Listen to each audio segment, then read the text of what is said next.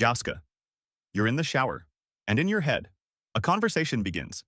The argument you should have had. The explanation that finally makes them understand. The comeback that arrived 3 days too late. In your mind, you are calm, clear, and devastating.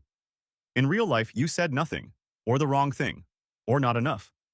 This is called Jouska, the compulsive habit of rehearsing hypothetical conversations in your mind.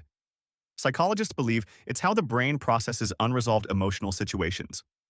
When something didn't go the way it should have, when you were hurt, dismissed, or silenced, your mind goes back, again and again, rewriting, retrying, looking for the version where you finally get to be understood.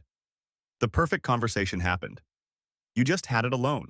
But somewhere in it, you knew exactly what you deserved to say. Énouement. Think back to a version of yourself who was terrified.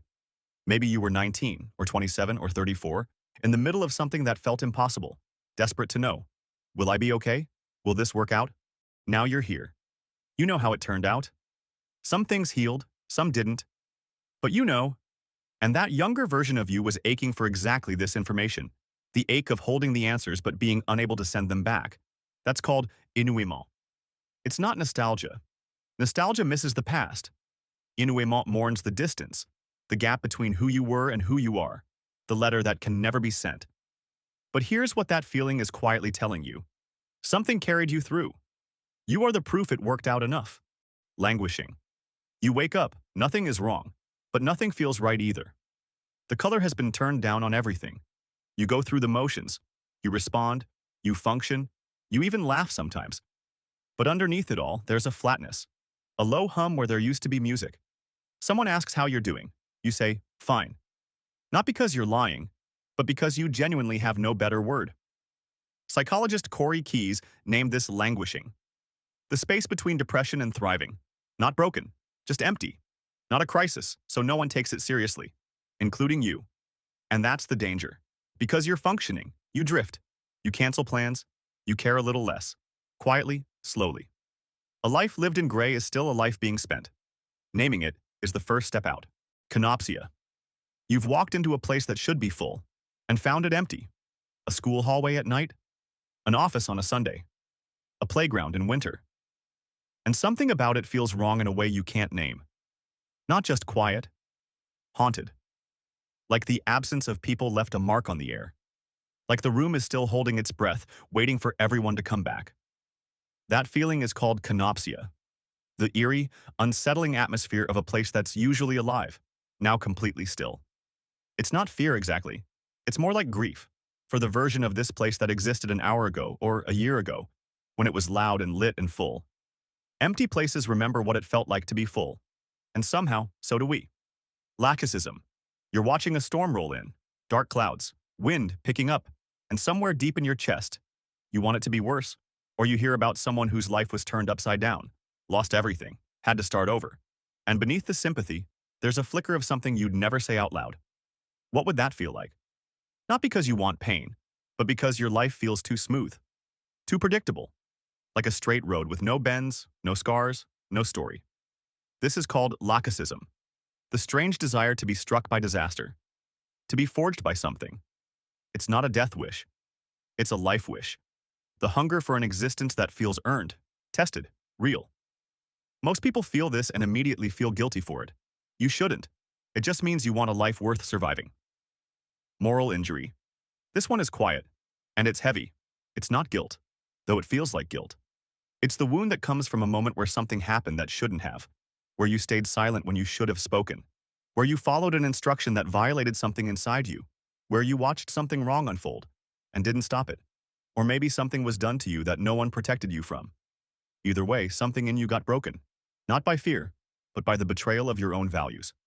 Psychologists call this moral injury, and it lives differently from trauma. Trauma says I was in danger. Moral injury says something sacred was violated, and I was there. Soldiers carry it. Doctors carry it. Everyday people carry it. In silence. For years. If this is yours, it has a name now. And it deserves to be treated like the wound it is. Ellipsism. You will never know how this ends. Not just your own story, but the story.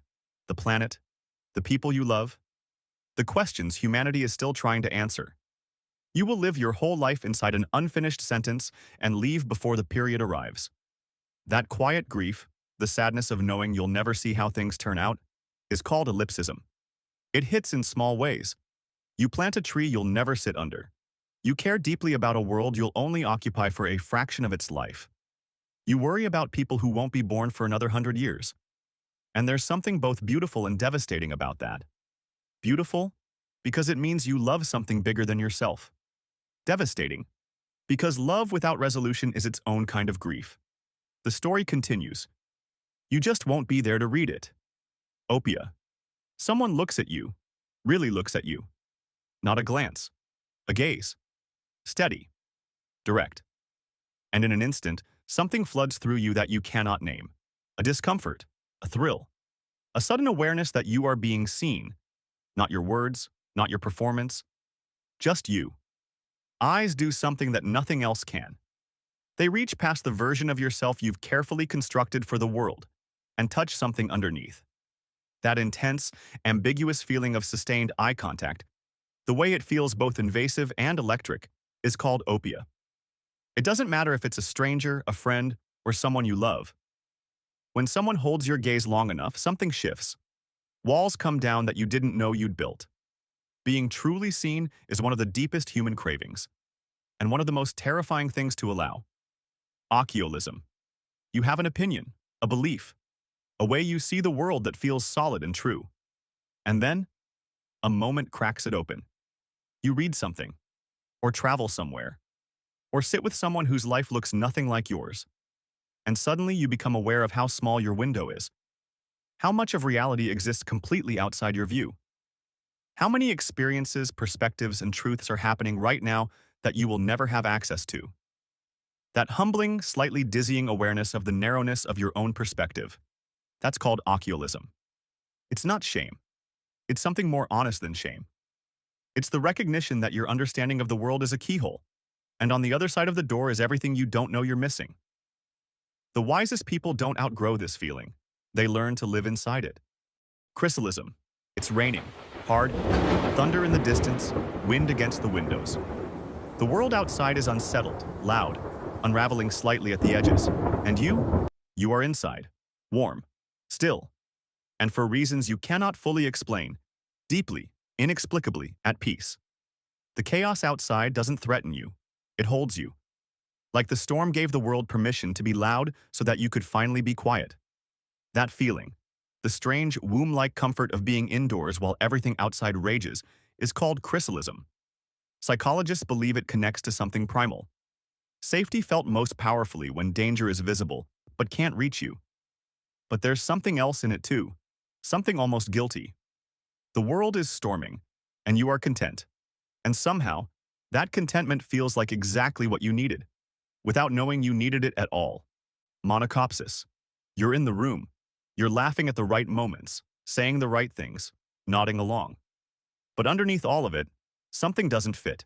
Not the people, not the place, just you.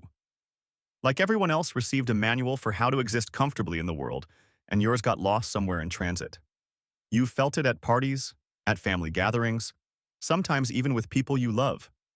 This persistent, low-grade sense that you are slightly off, like a word spelled correctly that still looks wrong. It's called monachopsis, the subtle but chronic feeling of being out of place. Not dramatic, not a crisis, just a quiet misalignment that follows you into rooms and sits beside you uninvited. Some people spend their whole lives searching for the place where it finally goes away. A few actually find it. Most just learn to carry it and find beauty in the searching. Existential dread. It usually comes at night. You're lying there, tired but awake, and your mind drifts somewhere it shouldn't. And suddenly, without warning, it arrives. The crushing awareness that you exist. That one day you won't. That everything you've built, everyone you love, every memory you carry, will eventually dissolve into silence. Not a fear of dying exactly. Something bigger. The sheer, vertiginous weight of being alive and conscious in a universe that offers no guaranteed meaning.